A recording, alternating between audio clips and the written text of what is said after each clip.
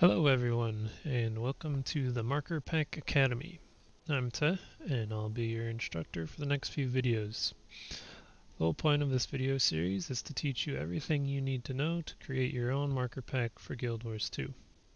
Since this is the first lecture, I'll just briefly introduce myself for anyone who has no clue who I am. As I said before, I'm Teh, the creator of Teh's Trails, which is a map completion marker pack for speedrunners. It has well over 5,000 markers, trails on over 30 different maps, and spans across all expansions. It's been used by top speedrunners to break world records time and time again, and all of that is basically a long-winded way to say that I know my way around marker pack creation pretty well at this point. My hope with this video series is that I'll be able to help you get over the initial learning curve with making marker packs so you can be off creating your own packs as soon as possible. That said, there is a decent amount of content we need to cover, so I apologize in advance if some of the videos get a bit long.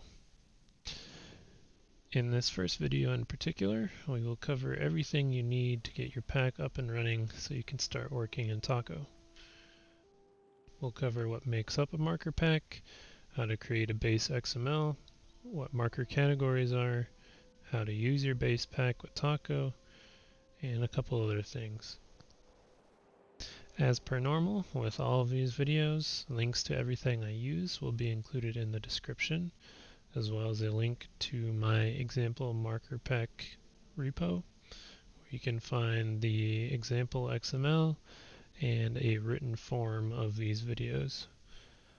I'll also include links to both my personal Discord, Test Trails, and to the BHUT Discord, where there are plenty of other pack makers who are willing to help you if you have any questions.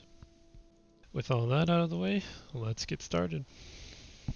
The first thing that we really need to do before we can get in and just start throwing markers around willy-nilly is it's really recommended to set up your actual base pack and marker categories and all that fun stuff. So what I'll do here is I just have an example folder with a couple things in it. Build.bat I will get to in a little bit after we've gone through the XML and we're ready to build. So if you go to the GitHub repo, you can find all of these files and download them yourself. You'll have something similar to this where you have an ExamplePack.xml and a data folder. So all a .taco pack really is a zip of your data folder and the XML. That's really all that makes up a marker pack. I say that's all, but there's actually quite a bit there. So just to go over the two parts real briefly, data is going to contain all of your assets for the pack. In our case, that's mostly going to be your marker PNGs and your trail textures, and then any .trl files, which are the trail file extensions that you get when you create a trail with Taco. So just to show you that, so typically it's good practice to have whatever your pack in its own folder. So we have data, our example pack, and then I have it broken down. The actual folder hierarchy here does not matter. However you want to organize it is fine. You're really the only one who's going to see these, so if you wanted to just throw it all in one folder, that's fine. If you wanted to go ham with organizing it with folders and everything, if you have a bunch going on, might not be a bad idea. So we just have our markers and trails. For this example pack, I just have a few marker PNGs. So we have our two marker PNGs here, and then a PNG for our trail texture. That's all we have in that folder. And then in trails, I actually don't have anything here because I don't have any TRL files. So nothing there, that's just an empty folder, and that's all that makes up data. Where most of the magic happens is actually in the XML.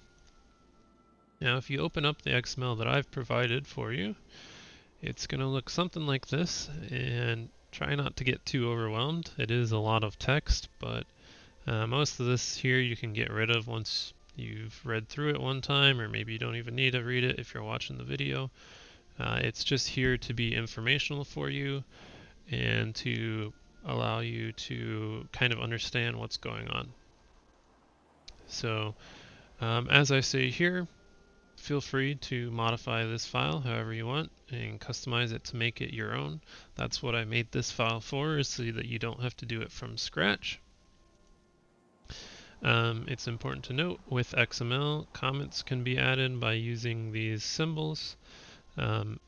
Use them as much as you want to make your XMLs nice and pretty. It makes it a lot easier to read through and understand what's going on in your pack if you have it nice and organized.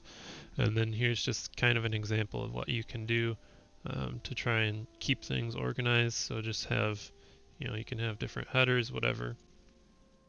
And again, white space doesn't matter, so you can use spacing, returns, whatever, to make things as readable as you want. Or you can have none of it and just have it all jammed in there. It doesn't matter. It's just for your own sanity when editing things in the XML. So to break down what we have going on here, all of our data for the pack is going to be within this overlay data element that you can see terminates here. And then the first thing that we have is our marker categories, as you can see. This is where all of the organization for your pack is going to happen. You're going to have your main category, and I'll go ahead and kind of fill this out with you. So if you want to open it up, and you can kind of follow along with. So we have our main category here. We have two attributes, which are going to be name and display name. As you see here, name is how the category is referenced internally. That's a fancy way of saying that's how it's referred to with the type attribute, which we'll get to when we talk briefly about markers. So this can actually be whatever you want. It can be, I usually do a shortened version of the display name. So for this, I'm going to do the display name as ExamplePack, and I'm going to do the name, we'll do EP. So the important thing to realize with this is that the name is going to get repeated over and over every time that you place a marker. So especially like this one, this is going to get repeated over and over for every single marker because every marker is inside of that category. So if you have really long names, it's going to add a bunch of unnecessary characters to your pack and make it unnecessarily big. So I would recommend going with something short that you can still recognize. So for this, I'm going to do EP. Next, we have a subcategory. This is just another category inside of our example pack. So you can imagine when we have our little drop-down menu, it's going to say example pack, and then it'll have an arrow, and then it'll have this other category. For this, I'm just going to do markers. So, whoops, I'll put an M in the name actually, and then I'll do markers for the display name. And I didn't cover the display name. The display name is what's going to be shown to people when they do go to that drop-down menu and try and look through your categories. So make sure that you have something descriptive there. Obviously the first one can be your pack name, and then depending on how big of a pack you are, you might just do something like markers, and then I could even add another one. Let's see. It wouldn't be strange to find perhaps a trails category. Oops. So you might find something like this, and then maybe we would move this trail inside of the trails category. So Then we need to shift that out, or tab that out. So in this case, now we have two subcategories inside of ExamplePack, and then we have a marker category inside of the markers, and another one inside of the trails. So there's not actually anything that distinguishes an actual marker from a marker category, except for that markers are closed with this little / because they don't contain anything else inside of them. And they also include an icon file because obviously you're trying to show something for that marker, so you need to have the file path, and this should be .png to that marker. So that's just going back to, this is going back to our data folder, which if I open up real quick, we can go to data, we have ExamplePack markers, and there would be our markers. So for this, to fill out ours, we would have, again, if I drag this to the side, it's data, always starts with data, and then we have ExamplePack /markers /example marker.png. So that would be our icon file for that. Now of course we need to have a name and display name, which will, maybe I'll be a little more descriptive here. Instead of example marker, maybe I'll do cog. And maybe for display name, typically the cog wheel is used to show where you should interact with things. So maybe I will say interact there. So there we have our very first marker category. If we wanted to add another, the easiest thing to do here is just inside of this same markers category, we're going to add another one. I'm just going to copy and paste. And then we'll change this to, let's see, this would be talk. And talk. You could shorten this to just T, if you know what that means. And then we just have to change this file path to be example marker 2 so that we have that correct icon. So that's setting up both of our markers. Trails are basically the same as markers, only there is some slight difference with the attributes. Instead of icon file, they require a texture, which is again just a path to a PNG. And then it also requires the fade near and fade far attributes, which tell the overlay when we want the trail to begin to fade, and then fade completely from view. Other than that, trails are pretty much the same as markers. So that's really all it is when it comes to marker categories. It's just a matter of figuring out what markers you want, getting the icons, putting that in your data folder, and then coming into your XML and adding marker categories for them. The biggest part of this is probably just deciding what kind of organization you want. If you're going for a smaller pack, maybe you just have markers and trails. If you have a bigger pack, maybe you break it down into maps, or maybe you have different type of content in your pack. So maybe you have a hero point train, and so you want to have a category for that. And then maybe you also have in the same pack, say in my case, I do map comp, so maybe you also have a map comp section, and then you would want all of those markers in a different category. And it basically just comes down to what works best for your specific pack. But yeah, that's all it really is when it comes to categories. So now that we have that, we're good there.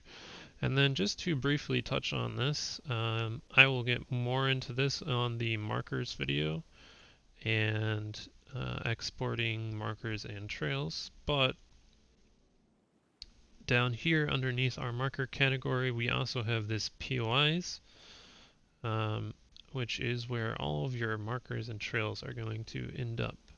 So you have every marker is going to be one of these POIs, and they're all going to have technically 5, but they should have 6 attributes in reality. And that's going to be map ID, which is pretty obvious. It's the ID of the map that the marker is on.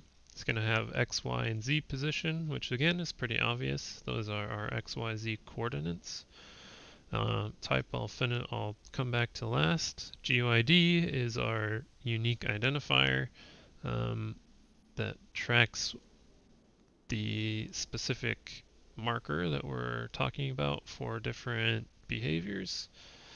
So if you have a marker that hides, the overlay needs to know which marker is being hidden, and it does that by tracking GUIDs.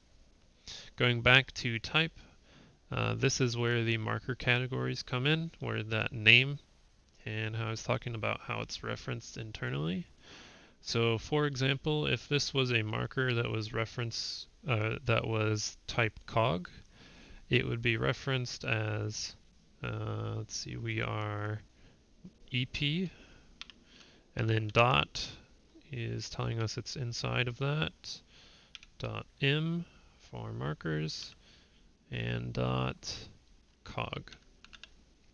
So that would be how we would reference, or it would be referenced whenever we place a cog marker. You're not going to have to really know that, because the way that I'm showing you here, as long as you create a marker category before you go and place the markers, all that's going to be handled by Taco for you. Lastly, we have down here a trail. So if you do have a trail, this is something that you'll additionally need to add on top of the category for it.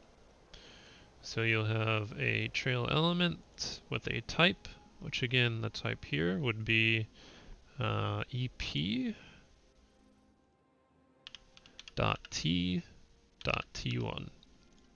Say if we wanted to do trail 1 here.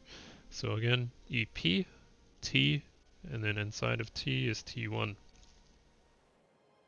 And then lastly, you would need a link to your trail, actual trail file, which in our case would be data ExamplePack/ if I go here, it was trails. And then we could imagine I have, say, trail1.trl in there, and that would be our trail element there, and would tell our marker category which one we would be toggling there. And that's all it really is when it comes to the XML. Again, most of this POI stuff will be handled for you. It's mostly just setting up this marker categories initially. Like I said, there will be a link to this example pack, so you can just take this and rename it and change it to whatever you want, and you'll be off to the races. So once you have your example pack all set up, it's just a matter of then zipping that up, which is where my build.bat comes in. So along with picking up the XML and the data folder, you don't actually have to pick up the data folder if you don't want. You can always just make your own, but you also can pick up the build.bat, which is just a little batch file that I made to automate the zipping process because I'm lazy. So traditionally, if you wanted to zip normally, you would need to click this, control click your data folder as well, and then you right click, you're going to add to archive, you're going to click zip, this of course requires WinRAR, and then you would zip to whatever you want, and then you would have to rename this to say ExamplePack.zip, and then again you would want to change it to a .taco. All a .taco is just a renamed zip file. The entire reason for that is because if people extract our packs, it can cause problems. So to prevent people from reflexively extracting them, we just rename them to a .taco, and that solves the problem. All the build.bat does, if I open it up in Notepad++ here, is it deletes the existing pack. It uses WinRAR, the command line version, to zip up our data and XML file, and then it renames the zip to a taco. Of course, if you're going to use this, you'll need to change ExamplePack to whatever the name of your pack is. And if you have a different name for your XML, you're going to have to change that here too. After that, you can just click it. It'll flash up briefly, and then you'll have a brand new .taco. Now that we have our pack all zipped up and ready to go for taco, all we have to do to actually use that to place markers is to copy that into our POIs. I actually already have one here, but I'll just replace it just for good measure. And then you can restart taco, open that up, and you'll see a bunch of extra markers that I have put down.